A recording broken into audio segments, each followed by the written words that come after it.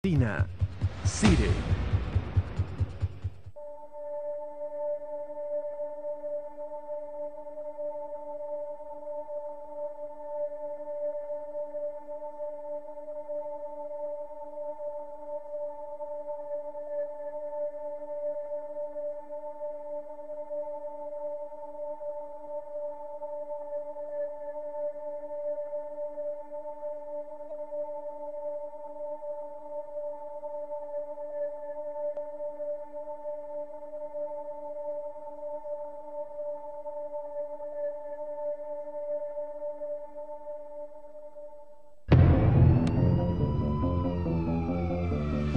Hace algunos años, Honduras estaba sumida en un estado de caos.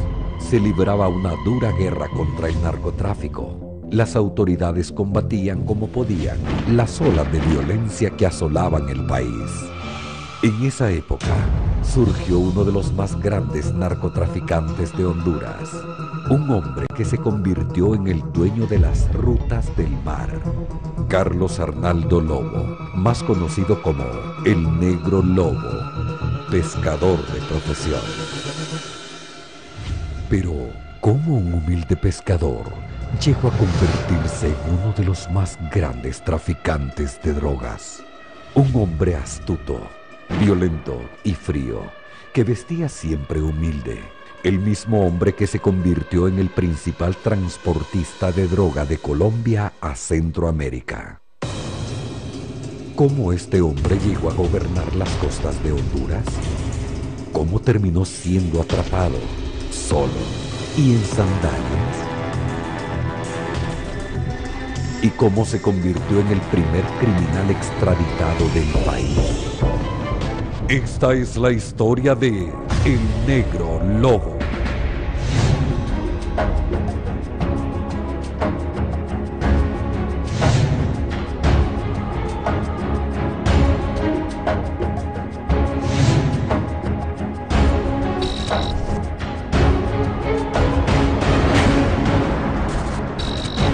Esto es Expedientes Criminales.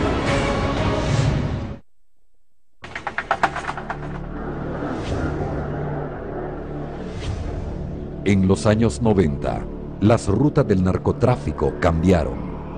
Ese hombre es Carlos Arnaldo Lobo. También es conocido como el Negro Lobo y está reclutando marinos para un envío especial hacia el norte. Las avionetas que se miraban llegar desde Colombia dieron paso a nuevos métodos. Ahora, entre el 70 y 80% de la cocaína consumida en todo el mundo se trafica por mar. El 53% de la droga que envían lo hacen a través de la ruta del Pacífico colombiano y el restante lo hacen a través del Atlántico. Autoridades estadounidenses estiman que cerca de 600 toneladas de cocaína salen por vía marítima. Esa droga en los Estados Unidos tiene un valor de 12.000 millones de dólares. El narcotráfico en el Mar Caribe creció exponencialmente. ¿A qué se debía? La mercancía la mueven en barcos pesqueros o pequeñas lanchas que pasan de isla en isla. Es muy simple. Una avioneta de un solo motor puede llevar un máximo de 400 kilos, pero una lancha rápida puede transportar hasta 4 toneladas de cocaína. Las rutas por aire y por tierra son bien difíciles. Por tierra se requiere mucha logística y por aire tienen mucho control. Pero ¿por qué tantas personas arriesgan su vida y su libertad? Es porque los beneficios son mayores que en cualquier otro producto del mundo. El clorhidrato de cocaína es un polvo blanco extraído de la hoja de coca. Rápidamente se descubrió su naturaleza adictiva y muchos vieron un atractivo negocio. 1 kilo de cocaína, producido en las selvas colombianas, peruanas o bolivianas, vale aproximadamente $700. Pero cuando llega a Estados Unidos, cuesta hasta 500 veces más. Después de viajar 4.800 kilómetros, ese mismo kilo, ya adulterado, se convierte en 2 y hasta 4 kilos, llegando a costar $165.000 cada uno. Muchos lo ven como una forma de hacer dinero rápido y fácil, pero sus vidas peligran Y no todos hacen fortuna. Cuando empezó el auge de la droga, la estructura era bien básica. Ahora es un negocio de miles de millones de dólares, donde el producto tiene en promedio más de 15 intermediarios. Pero aunque hay mucho dinero en juego, son pocos quienes lo disfrutan. La mayoría de las personas terminan detrás de las rejas o bajo tierra. Aún así, siempre habrá miles de personas dispuestas a correr el riesgo. Mire, a Honduras la han dividido en varios bloques que son manejados por familias que luego se convierten en los cárteles. Un ejemplo de estas familias serían los cachiros y los valle-valle. Pero mientras estos grupos familiares de los cachiros y los valles se movían por tierra y por aire, un solo hombre llegó a manejar todas las rutas del mar.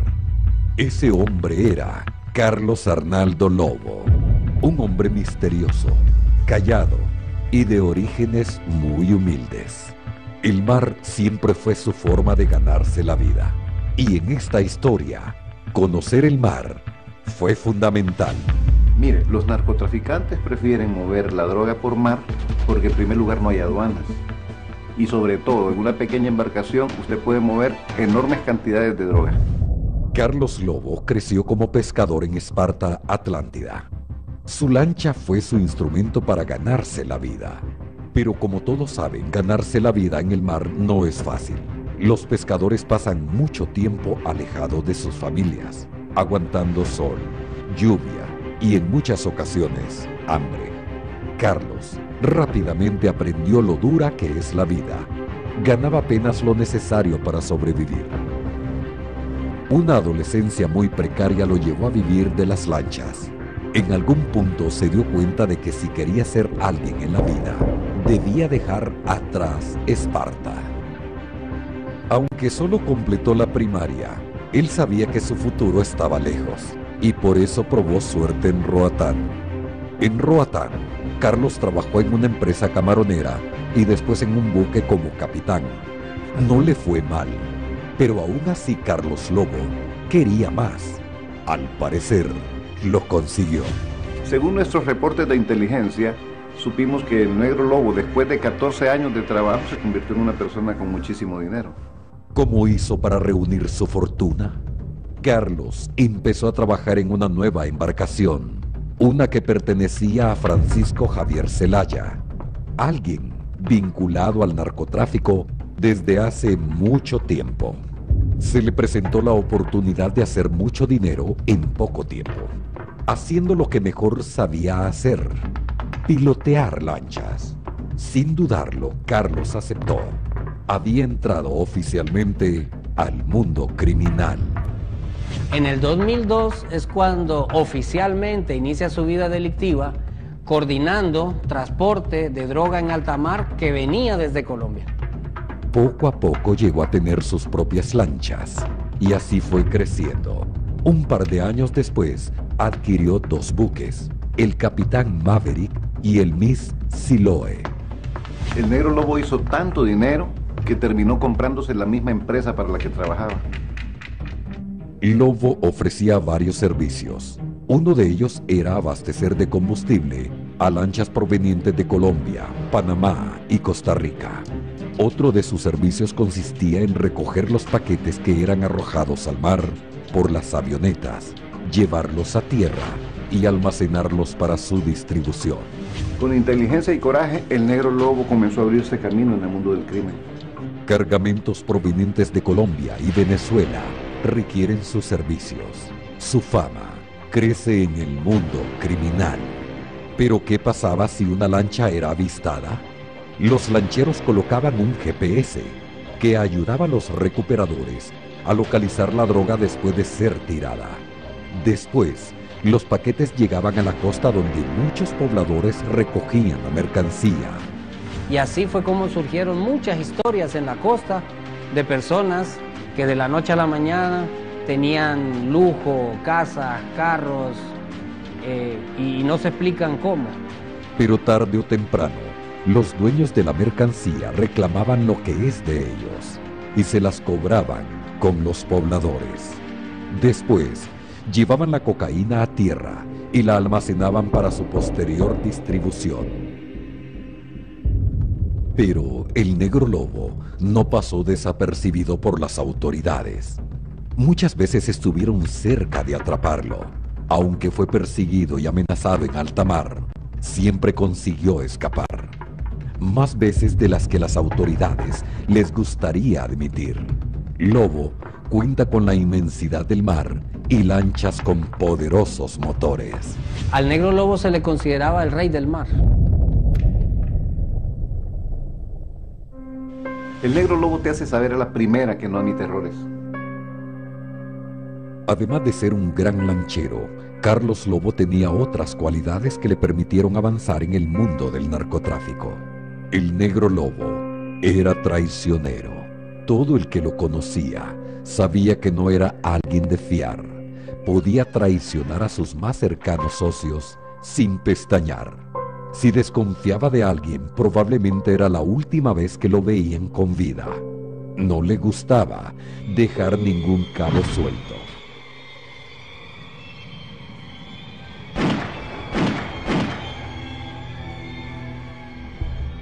El narcotráfico opera mediante una política de terror y traición. Y en este oscuro mundo nunca se puede confiar en nadie. Por eso, el Negro Lobo tenía que caer.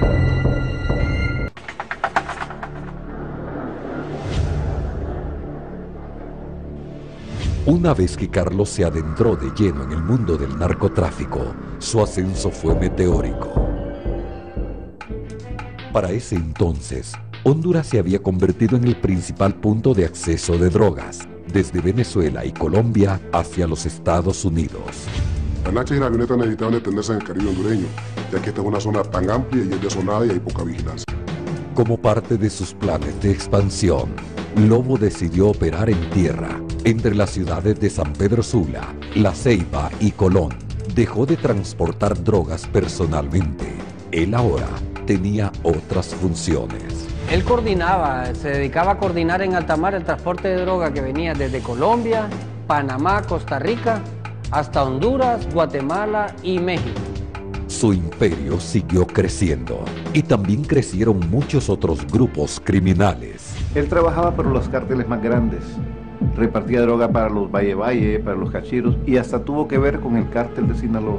Para muchos, solo era un exitoso empresario de Roatán, pero ¿hasta dónde llegaría su poder? En este periodo, Lobo adquirió muchas propiedades, vehículos y embarcaciones. Aún así, no fue fácil dar con él porque no se daba color. Este hombre andaba siempre en bajo perfil, andaba solitario, no le gustaban los guardaespaldas, nunca le gustó llamar la atención. Era alguien que era muy difícil de ignorar. Con tanto poder se sentía impune ante la ley, y aquí fue donde se ganó su fama de violento y despiadado. Pero era alguien que no decía las cosas dos veces, pero también si alguien se interponía en su camino, lo despachaba de inmediato. Hace casi una década, nadie conocía el nombre de Carlos Arnaldo Lobo, a pesar de tener una larga lista de crímenes. ¿Cómo pudo mantenerse en las sombras por tanto tiempo? Carlos fue listo. Ocultó su identidad por mucho tiempo. Él operaba y movía las piezas de una gran operación de narcotráfico, pero lo hacía de forma anónima. Desde la sombra movía todos los hilos. ¿Cómo se descubrió su identidad? Pero todo empezó con una denuncia. Cuando el Negro Lobo ubicó su base de operaciones en el corredor del Atlántico, mucha de la mercancía que entró a tierra fue destinada al narcomenudeo. En La Ceiba la droga empezaron a infiltrarse en las calles. Esto generó peleas por territorio, lo que generó bastantes muertes y muchas masacres. La Ceiba empezó a convertirse en un lugar peligroso y en centro logístico del transporte de drogas. En su peor año, se reportaron 373 muertes por armas de fuego, lo que la convirtió en la ciudad más peligrosa del Atlántico. Empezó la gente a notar todo esto que estaba ocurriendo. Empezaron a llamar a las autoridades y a raíz de todo esto, pues los investigadores empezaron a ir pues cada vez mucho más lejos. Nadie daba el nombre, ya sea por temor o respeto hacia su jefe. Muchos simplemente no lo sabían. Fue tiempo después que se descubrió el nombre del capo. Vino de una fuente cercana. Un informante de la calle nos dio el nombre del sospechoso, Carlos Lobo, a quien le decían el Negro Lobo. Le decían el Negro Barracuda. Él nació el 28 de mayo de 1974 en Esparta. Era un hombre de orígenes muy humildes. Pero era más conocido como el Negro Lobo. Él era un objetivo de sumo interés. En ese momento no sabíamos quién era él. No sabíamos que se iba a convertir en uno de los narcotraficantes más grandes de Honduras. Ahora que el criminal es identificado, todos sus movimientos pueden ser rastreados. Lobo no sabía que era objeto de una investigación. Él tenía otros planes. Decidió que si iba a expandirse más allá de las fronteras, debía tener a las autoridades de su parte. La misión que Lobo tenía en el país era establecer las rutas de tráfico y los nexos dentro de los círculos de gobierno para poder operar. Desde el soborno a la policía para que no lo detenga, hasta el silencio de las autoridades, el Negro Lobo corrompió funcionarios a diestra y siniestra. Así fue como en el 2006 inició la primera investigación sobre Carlos Lobo. Se mandaron agentes para realizar investigaciones, pero para lograr su cometido, los agentes actuaron encubiertos. A veces los operativos encubiertos son la única forma de acercarnos a los criminales. Son una especie diferente de agentes, agentes con experiencia callejera que podían hacerse pasar por criminales. Invirtieron semanas y hasta meses ganándose la confianza de los vendedores de droga. Había indicios de venta de drogas cerca de su lugar de trabajo. Aún a costa de su propia vida, los agentes se involucran con vendedores de la calle, vigilantes conocidos como banderas, así hasta llegar a los traficantes y distribuidores. Mire, es que el rumor en las calles es que alguien está moviendo una enorme cantidad de mercancía. Mientras el Negro Lobo se mantuviera anónimo, era intocable. Nuestra línea de trabajo es muy delicada. Uno nunca sabe con quién está trabajando. Teniendo vía libre para operar, Lobo necesitaba socios que le suministraran mercancía. ¿De dónde venía esa droga que llena el mar Caribe? La respuesta se encuentra en la isla de San Andrés, en Colombia, junto a los hermanos gemelos, Amaury y Mario Pomare, los Mellos de Cassandra. Estos gemelos eran pescadores que conocían el mar como la palma de sus manos y crearon una red de pilotos y lanchas con los que manejaron parte del Caribe. San Andrés es un punto y paso estratégico para el narcotráfico, sobre todo porque aquí las lanchas se abastecen con combustible para continuar hacia Centroamérica. Los Mellos y Lobo iniciaron un negocio lucrativo, con redes en México, Guatemala y Panamá. Por años manejaron todo, pero la llegada de otros narcos a San Andrés generó una guerra a muerte. Los Mellos se unieron a los Rastrojos, un grupo paramilitar colombiano dedicado al narcotráfico y el secuestro. En medio de esta disputa, cayó muerta la hermana de estos gemelos. Los hermanos se refugiaron en Centroamérica. Mario se radicó en Panamá, mientras que Amaury lo hizo en Honduras. Por el grado de peligrosidad, el gobierno de Colombia llegó a ofrecer hasta $100,000 por cualquier información que hubiese de los Mellos. Con las autoridades en su bolsillo y un suministro de mercancía estable, nada parecía interponerse en su camino. Nada, excepto un pequeño grupo de agentes que nunca perdieron de vista a Carlos Lobo. Estos agentes pertenecían a la Dirección de Lucha contra el Narcotráfico. Lo que nadie podía imaginar es que este caso se convertiría en la piedra angular de la lucha contra el narcotráfico. Carlos Lobo creció y ganó mucho poder. Ahora su nombre era muy respetado y temido. Se sentía tan poderoso que empezó a darse lujos que antes soñaba. Lujos que incluían mansiones, barcos, vehículos y cirugías plásticas. muchas cirugías. Según informes de investigadores, Carlos Arnaldo Lobo se sometió a varias cirugías estéticas a través de los años. Muchas cosas cambiaron en él: su nariz, sus cejas, su quijada y el área de los ojos. Pero según analistas, los cambios no tuvieron que ver con su seguridad, fueron más por vanidad. Aún así, Carlos Lobo no ha sido el único narcotraficante que se ha hecho cirugía. Por ejemplo, Amado Carrillo Fuentes, conocido como el Señor de los Cielos, murió precisamente en una cirugía plástica. Daniel El Loco Barrera, el último gran capo de Colombia, cambió su rostro y quemó con ácido sus huellas dactilares. Y por supuesto, también el Chapo Guzmán se hizo cirugías en el contorno de los ojos, liposucción en la papada e injertos de pelo. Lo más probable es que la operación haya ocurrido en Colombia. Colombia es el sexto país donde se hace más la cirugía estética. Es un poco más barato y hay muchos cirujanos dispuestos a hacerlo. Tenía una nueva vida y eso significó tener lo que deseara a su disposición. Quienes conocen a Carlos lo definen como un hombre violento y mujeriego. La debilidad por las damas lo llevó a tener muchas parejas y a vivir una vida llena de excesos y fiestas. Lobo era todo un Don Juan. Tuvo por lo menos 4 parejas estables, con las cuales compartía casa. El Negro Lobo tenía varias parejas y para él era muy conveniente, porque él utilizaba mucho a estas mujeres como testaferros. Puso a sus parejas a cargo de varias de sus empresas. El Negro Lobo tenía 2 empresas principales, la BJS Shipping y la Pecasa. Y casualmente tenían un contrato millonario con una empresa de San Andrés que se llama King Crab. En las empresas que estaban a nombre del Negro Lobo, él era parte de la junta directiva. En las demás estaban involucradas de alguna manera sus amantes, Lacey o Lisa, o su madre Rosa. Tenía a su disposición toda la cadena de producción.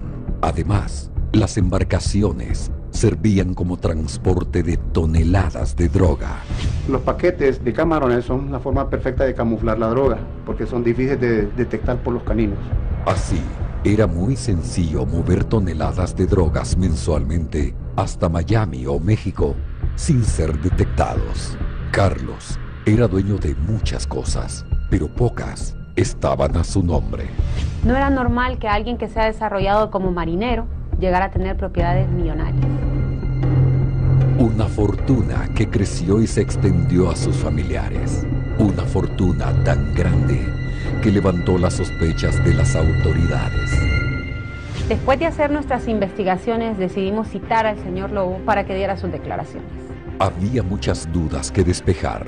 Información recibida por las autoridades de la lucha contra el narcotráfico y fuerzas de seguridad indicaron que Carlos Lobo era dueño y operador de varias docenas de naves que realizaban pesca comercial en las costas del Atlántico.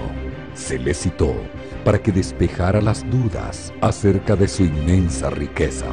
Poco tiempo después se presenta aquí, a las oficinas del Ministerio Público, un hombre vistiendo calzoneta y camiseta blanca. No parecía el típico millonario. Iba vestido de manera muy sencilla, acompañado por su abogado.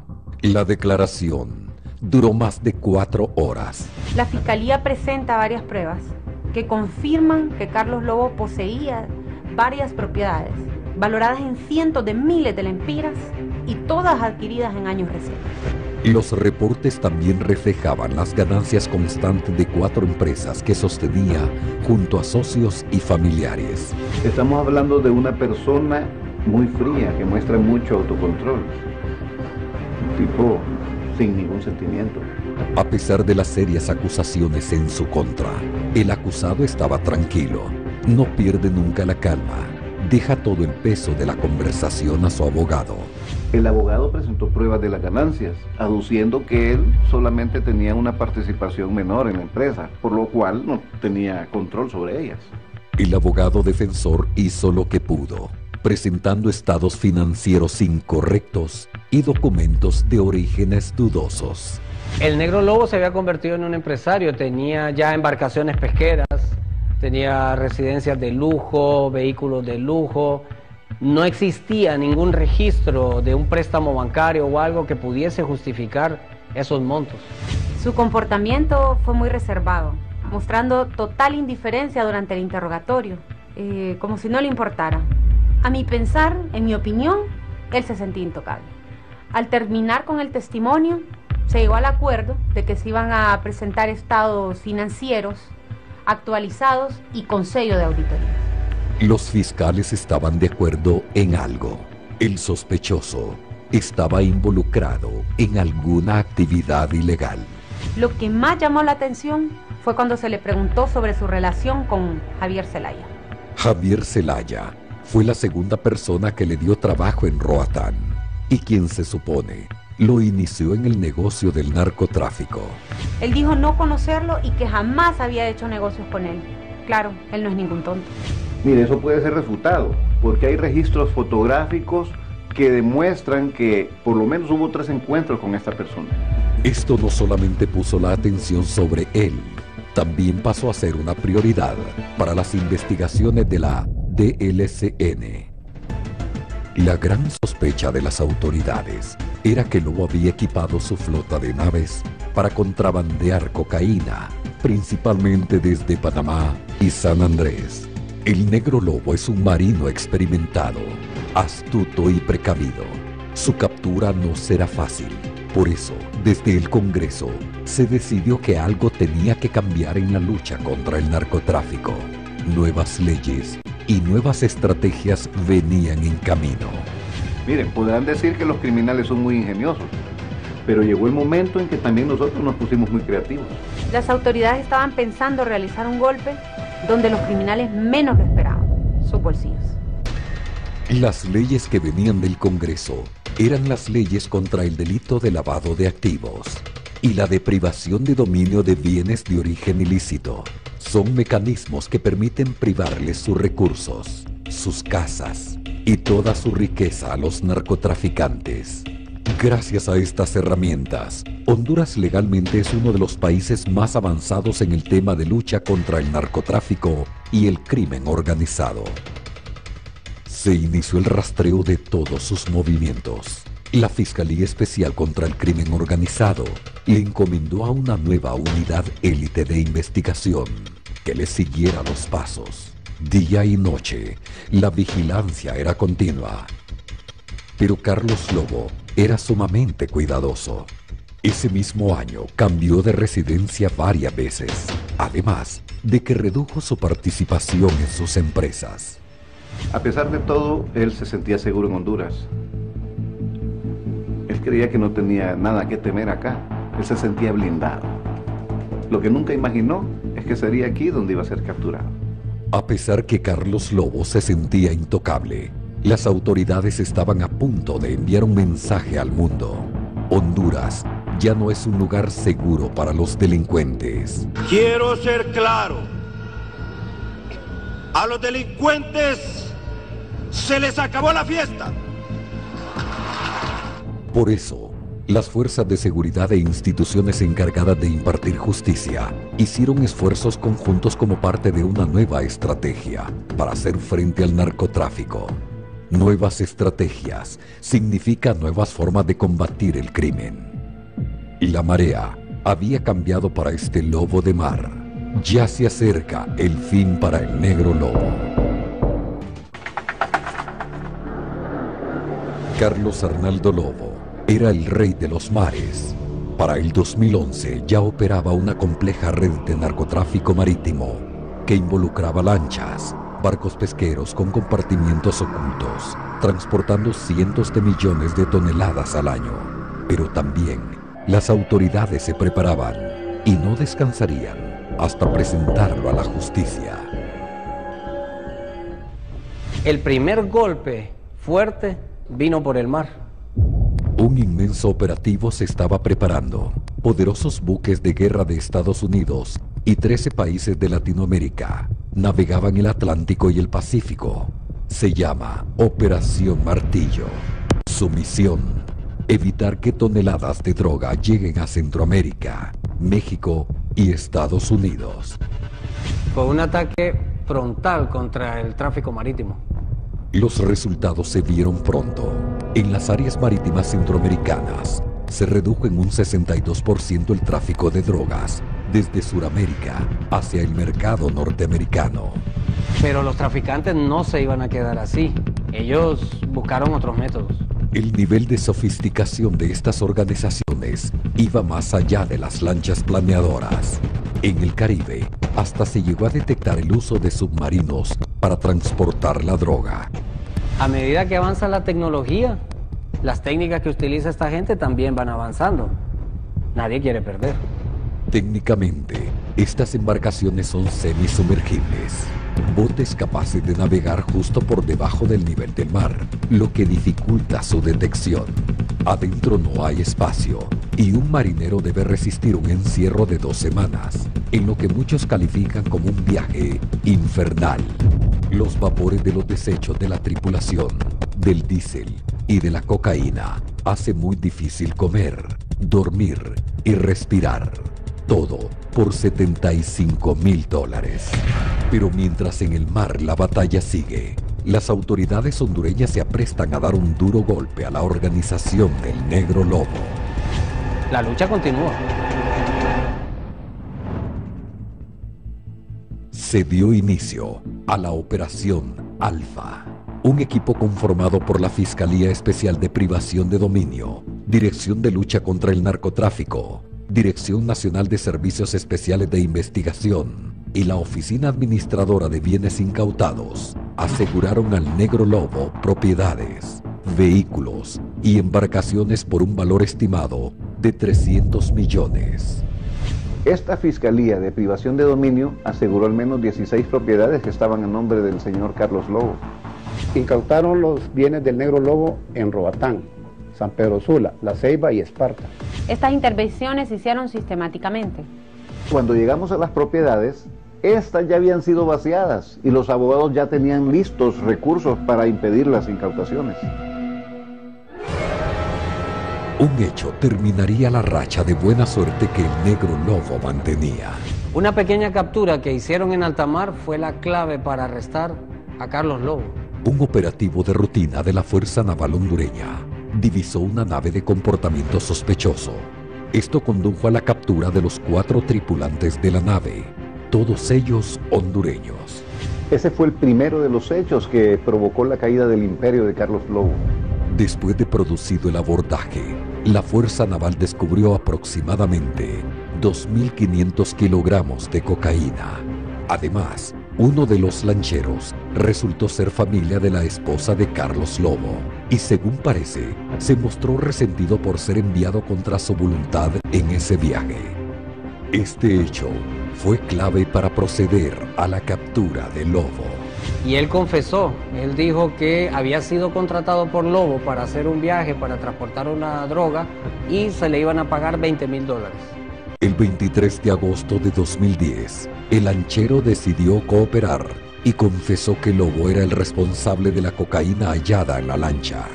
Poco tiempo después, más embarcaciones caerían y admitirían su relación con el Negro Lobo. Eso fue por un lado. Por otro lado, también tuvo que ver mucho la captura de Mario Ponce. Mario Ponce, narcotraficante guatemalteco, fue capturado en el Aeropuerto Internacional de San Pedro Sula. Mario Ponce fue capturado en mayo de 2011 junto a un hondureño cuando pretendían abordar un helicóptero en el cual se encontraron residuos de droga. Un jurado de la Florida encontró culpable a Ponce Rodríguez por haber traficado al menos 9,000 kilos de coca, encontrándolo culpable y condenándolo a 25 años. Fue condenado, pero no sin antes dar la información clave que iluminaría el panorama del tráfico de drogas entre Honduras y Guatemala por tierra, aire y mar. Los decomisos de drogas se hacían más frecuentes y las detenciones de avionetas también. Se procede además por parte de la Fiscalía y fuerzas de seguridad a seguir con las incautaciones.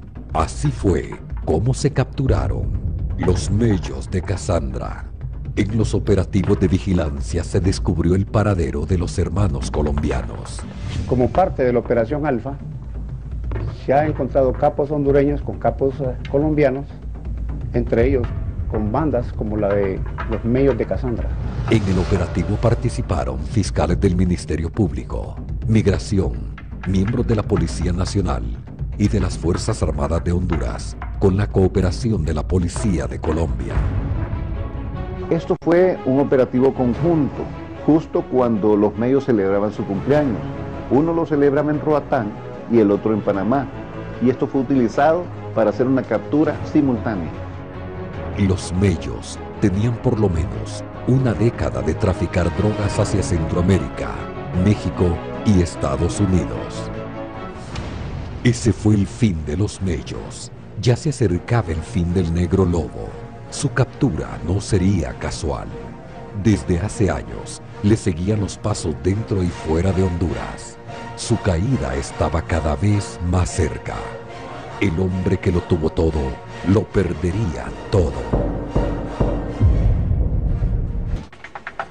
En 2011 y 2012 se incautaron 4 empresas pesqueras, casas de playa, botes, embarcaciones, más de 22 carros y 43 viviendas ubicados en Roatán, La Ceiba, San Pedro Sula y Esparta, todas vinculadas a Carlos Lobo. El momento de llevarlo a la justicia se acercaba y la presión sobre él aumentaba. El mayor traficante del Caribe sabía que ya no era intocable en Honduras. El hombre estaba acorralado y se dice que huyó a Costa Rica. De acuerdo con las averiguaciones, Lobo viajó en marzo de 2012 a Costa Rica en compañía de su familia. Ya no era como antes, cuando podía salir impune de cualquier situación. En su huida a Costa Rica iban 3 de sus compañeras de hogar y 8 de sus hijos. El Negro Lobo siempre le gustó viajar en familia. El Negro Lobo se estableció en Costa Rica. Incluso estando allá, él trató de recuperar muchas de sus propiedades de Honduras mediante un abogado. Habían rumores de que estaba en Guatemala o que estaba en México, pero eran los mismos infiltrados los que traían esta información. Mientras Carlos esperaba que mejorara su situación en Honduras, le llegaron muy malas noticias. El proceso de extradición fue aprobado por el Congreso Nacional hondureño. Ahora existía la posibilidad real de que el Negro Lobo fuera extraditado y cumpliera condena en otro país. Esto ha sido muy importante para el país, es una reforma sin precedentes en la historia de Honduras, que ha permitido este tipo de entregas, sobre todo considerando la gravedad del problema del narcotráfico en el país. Definitivamente, Honduras ya no era un lugar amigable para los criminales. Esto es algo que marca una nueva etapa para la justicia de Honduras. Y la primera solicitud de extradición vino del norte, donde se solicitó la entrega de Carlos Hernaldo Lobo al gobierno de Estados Unidos. Un juez del Distrito Sur de la Florida solicita a la Corte Suprema de Justicia que extraditen a Lobo para ser juzgado en Estados Unidos por tráfico de drogas. Esto llevaría a imputarlos por 4 cargos de narcotráfico en Estados Unidos. Esto es un mensaje muy claro de la voluntad del pueblo y gobierno de Honduras y de todas sus instituciones para luchar frontalmente contra el crimen organizado y el narcotráfico. Con el tiempo, esta ley demostrará si fue para el bien. Al tener confirmada la orden de captura del proceso de extradición, el equipo de inteligencia de la DLCN trabajó en identificar su ubicación. Con información facilitada por Migración, las autoridades en Costa Rica lo identificaron, lo detuvieron y lo devolvieron a Honduras. Agentes de inteligencia recibieron información que el Negro Lobo había entrado al país de una manera secreta en marzo. Una vez en Honduras, el Negro Lobo desapareció, usando muchas de sus propiedades para esconderse. Como parte de la operación de inteligencia, las autoridades interceptaron más de 150 llamadas de teléfonos celulares de personas allegadas a El Negro para determinar su paradero. El uso de la tecnología en nuestro sistema de seguridad detectó al Negro Lobo por teléfono. También se detectaron 3 automóviles donde él iba a visitar a su novia. Los criminales pueden huir por mucho tiempo, pero no pueden huir de lo que son. En este caso, el Negro Lobo es un personaje cuya debilidad fue ser mujeriego. Aparentemente los funcionarios de inteligencia recibieron unas pistas de su llegada al país y posteriormente lograron dar con su ubicación. Al parecer, tenía una novia nueva y no pudo evitar llamarla en varias ocasiones. El negro aparentemente no sabía que agentes lo seguían. Ejercimos vigilancia por 4 o 5 días. Al 5.º día desistimos porque pensamos que el Negro Lobo no estaba en la casa. Hasta que el reloj marcó las 10 a.m., cuando un carro último modelo, sin matrícula, salió en dirección sur. Le dije a mi compañero, ese es el Negro Lobo, avisémosle a la patrulla. Los agentes montaron un operativo falso cerca del lugar donde estaba el Negro Lobo. El objetivo era confirmar la identidad del negro. El Negro Lobo le dice que los papeles están en trámite. El policía revisa los papeles y lo deja ir. Una vez identificado, era hora de actuar para los agentes. El negro finalmente iba a caer. Esa fue la luz verde para la captura del Negro Lobo. Carlos Arnaldo Lobo nunca esperó ser apresado mientras compraba pan y café frente a muchas personas. Rápidamente los agentes lo rodearon. Ya no había qué hacer. El hombre que creció en Esparta pescando, dueño de una fortuna de más de 500 millones de lempiras y que se creía intocable, había caído. Con la captura del Negro Lobo, él presentaba una indumentaria sencilla, con sandalias. Los soldados le apuntaron, lo rodearon en la impotencia y él presentaba un rostro derrotado. Ningún guardaespaldas acompañaba al negro. Cuando se le detuvo, iba bajo los efectos del alcohol, pero estaba tranquilo.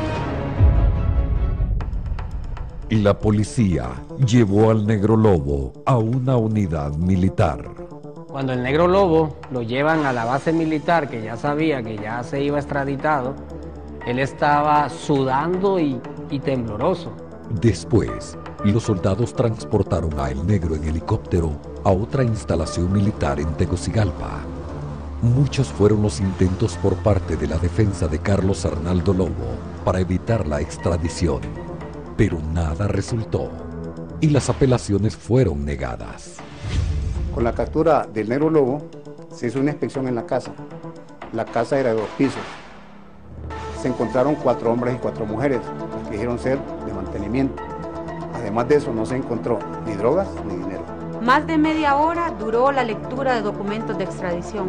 Mientras 8 agentes lo custodiaban, era notorio el temblor en sus manos. Bajo un fuerte contingente militar que incluyó 2 helicópteros, más de 50 camionetas, con efectivo de agencias norteamericanas y unidades hondureñas.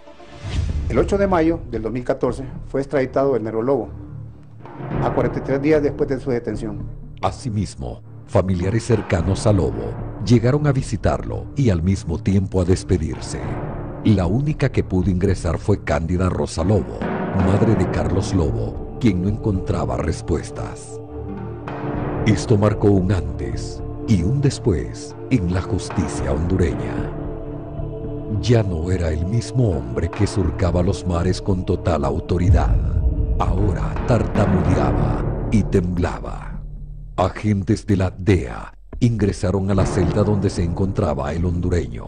Carlos Lobo estaba preocupado en la pequeña Bartolina en la que permanecía, la cual, en tiempos pasados, era utilizada para retener a soldados que llegaban ebrios a la unidad militar. Probablemente, después de Juan Ramón Mata, el Negro Lobo es el narcotraficante hondureño con mayor cobertura mediática en el país.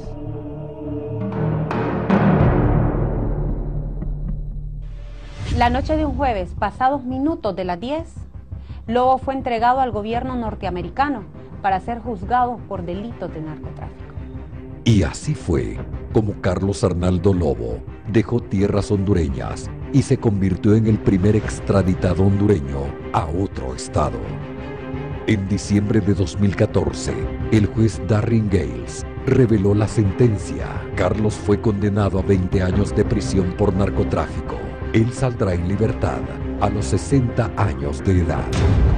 Gracias a la Operación Morazán, de la que se deriva la Fuerza Interinstitucional Fusina, y también gracias al compromiso, patriotismo y valentía de fiscales, policías, Fuerzas Armadas, Dirección de Lucha contra el Narcotráfico y Policía Militar, Honduras ha dado un gran paso para recuperar la paz y tranquilidad de su pueblo. La caída del Negro Lobo es un antes y después de la historia en la justicia hondureña.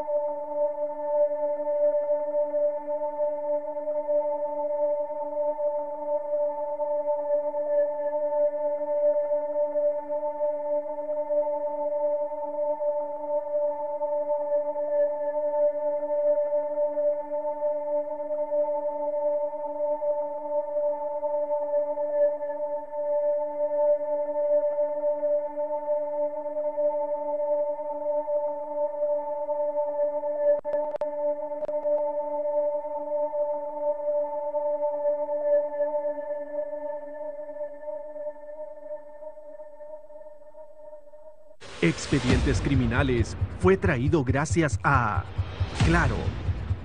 Copatrocina CIDE.